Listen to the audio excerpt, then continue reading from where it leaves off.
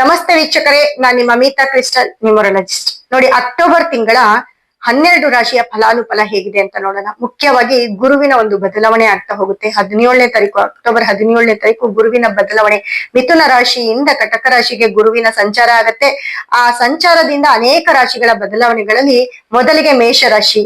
ಮೇಷರಾಶಿ ಅಂತ ಬಂದಾಗ ನೋಡಿ, ಮೇಷರಾಶಿಗೆ 4ನೇ ಮನೆಗೆ ಗುರು ಬದಲಾವಣೆ ಆಗುತ್ತೆ. 3ನೇ ಮನೆಯಿಂದ 4ನೇ ಮನೆಗೆ ಗುರು ಹೋಗೋದ್ರಿಂದ ಹೊಸ ಮನೆ, ಹೊಸ ಪ್ರಾಪರ್ಟಿ, ಯಾರ್ಯಾರೆಲ್ಲ ಈ ಪ್ಲಾನ್ ಮಾಡ್ಕೊಂಡಿರ್ತೀರಾ ಮೇಷರಾಶಿಯವರು, ಹಾಗೆ ನೋಡಿ ವೆಹಿಕಲ್ ಆಗಿರ್ಬೋದು, ಗಾಡಿ ತಗೊಳ್ಳೋ ಪ್ಲಾನ್ ಇರ್ಬೋದು, ಅಥವಾ ಏನಾದ್ರೂ ಒಂದು ಒಳ್ಳೆ ಕೆಲಸ ಮಾಡೋ ಪ್ಲಾನ್ ಇರ್ಬೋದು, ಇದೆಲ್ಲವೂ ಕೂಡ ಹೊಸ ಮನೆಯ ಒಂದು ಗುರು ಪ್ರವೇಶ ಆಗಿರ್ಬೋದು. ಗುರು ಪ್ರವೇಶ ಅನ್ನೋದಕ್ಕಿಂತ ಜಾಗವನ್ನ ಪರ್ಚೇಸ್ ಮಾಡೋದು, ಮನೆಯನ್ನ ಕೊಂಡ್ಕೊಳ್ಳೋದು, ಮನೆ ಬದಲಾವಣೆ ಆಗೋದು, ಸ್ಥಳ ಬದಲಾಯಿಸೋದು, ಇವೆಲ್ಲವೂ ಕೂಡ ಒಂದು ಒಳ್ಳೆ ಟೈಮ್ ಅಂತ ಹೇಳ್ಬೋದು.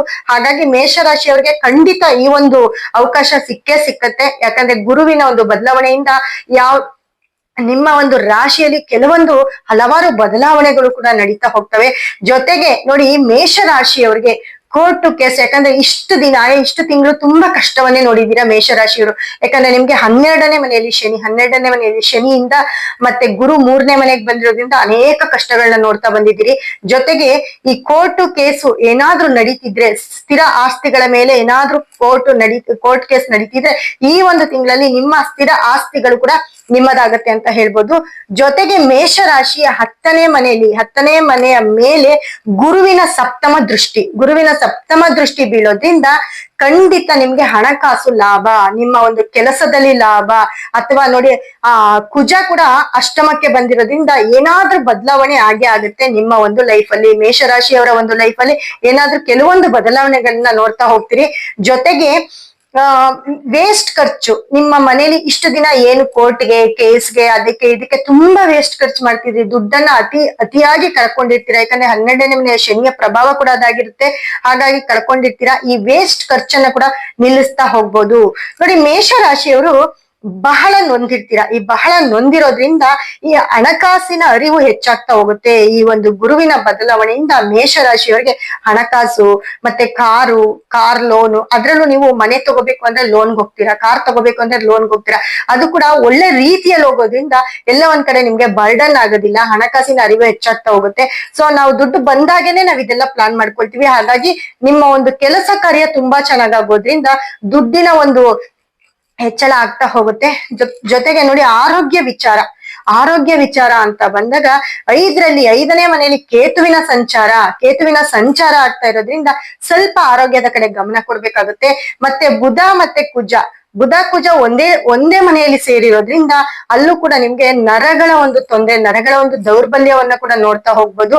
ಮತ್ತೆ ಶುಕ್ರ 6ರಲ್ಲಿ ಇರೋದ್ರಿಂದ ಪ್ರೇಮಿಗಳ ವಿಚಾರ ಅಂತ ಬಂದಾಗ, ಎಲ್ಲೋ ಪ್ರೇಮಿಗಳ ಒಂದು ವಿಚಾರ ಅಂದಾಗ ಈ ಒಂದು ಟೈಮಲ್ಲಿ ಪ್ರೇಮಿಗಳಿಂದ ಸ್ವಲ್ಪ ನಿಮ್ಮ ಮನೆಯಲ್ಲಿ ಅಬ್ಜೆಕ್ಷನ್ ಆಗೋದು, ವೈಮನಸ್ಸು ಜಾಸ್ತಿ ಆಗೋದು, ಇದು ಒಂದ್ ಸ್ವಲ್ಪ ನಡೀತಾ ಹೋಗುತ್ತೆ. ಯಾಕಪ್ಪ ಅಂತಂದ್ರೆ ಶುಕ್ರ 6ನೇ ಮನೆಗೆ ಬಂದಿರೋದ್ರಿಂದ ನಿಮ್ಮ ರಾಶಿಯಿಂದ ಎಲ್ಲೋ ಒಂದ್ ಕಡೆ ಡಿಸ್ಟರ್ಬ್ ಜಾಸ್ತಿ ಆಗತ್ತೆ. ಮತ್ತೆ ಗಂಡ ಹೆಂಡತಿ ಅಂತ ಬಂದಾಗ ಅವರ ಮಧ್ಯೆ ವೈಮನಸ್ಸು ಇದ್ದೇ ಇರುತ್ತೆ. ಕೆಲವೊಂದು ಮದುವೆ ಕಾರ್ಯಗಳು ನಿಂತು ಹೋಗ್ಬೋದು, ಇದನ್ನ ಸ್ವಲ್ಪ ನೋಡ್ಕೊಳ್ಬೇಕಾಗತ್ತೆ. ಹಾಗಾಗಿ ಕೆಲ್ಸ ಅಂತ ಬಂದ್ರೆ ಮಾತ್ರ ನೋಡಿ, ಹೊಸ ಬಿಸ್ನೆಸ್ ಮಾಡೋರ್ಗೆ ಕೂಡ ಒಂದು ಒಳ್ಳೆ ಟೈಮು. ಮತ್ತೆ 18ರ ನಂತರ ಬಿಸ್ನೆಸ್ ಡೆವಲಪ್ಮೆಂಟ್ ತುಂಬಾ ಚೆನ್ನಾಗಾಗುತ್ತೆ ನಿಮ್ಗೆ. 18ನೇ ತಾರೀಕು ಆದ್ಮೇಲೆ ಎಂತ ಬಿಸ್ನೆಸ್ ಮಾಡಿದ್ರು ನಿಮ್ಗೆ ತುಂಬಾ ಚೆನ್ನಾಗಿ ಕೈಗೂಡುತ್ತೆ ಅಂತ ಹೇಳ್ಬೋದು.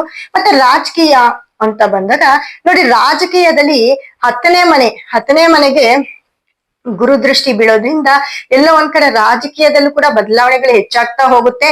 ಜೊತೆಗೆ ಕೊನೆಯವರೆಗೂ ಬಂದು ಎಲ್ಲೋ ಕೈ ತಪ್ಪ ಹೋಗ್ಬೋದು. ಯಾಕಂದ್ರೆ 12ನೇ ಮನೇಲಿ ಶನಿ ಇರೋದ್ರಿಂದ ಶನಿಯ ಒಂದು 7.5 ಕೂಡ ಮುಗಿಸ್ಕೊಂಡ್ ಬಂದಿರ್ತೀರಾ, 7.5 ಇರ್ತೀರಾ.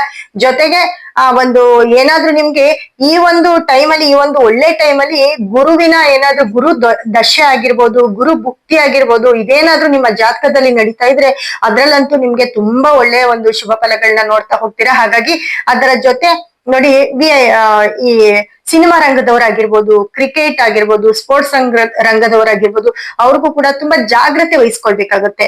ಯಾಕಂದ್ರೆ ಎಲ್ಲೋ ಒಂದ್ ಕಡೆ ನಿಮ್ಗೆ ತುಂಬಾ ನೇಮು ಫೇಮು ಎಲ್ಲ ಬರುತ್ತೆ. ಆದ್ರೆ ಅದರ ಜೊತೆ ಎಲ್ಲೋ ಒಂದ್ ಕಡೆ ಅವಮರ್ಯಾದೆ ಆಗುವಂತ ಒಂದು ಚಾನ್ಸಸ್ ಇರುತ್ತೆ. ಅದನ್ನ ಸ್ವಲ್ಪ ನೋಡ್ಕೊಳ್ಬೇಕಾಗುತ್ತೆ.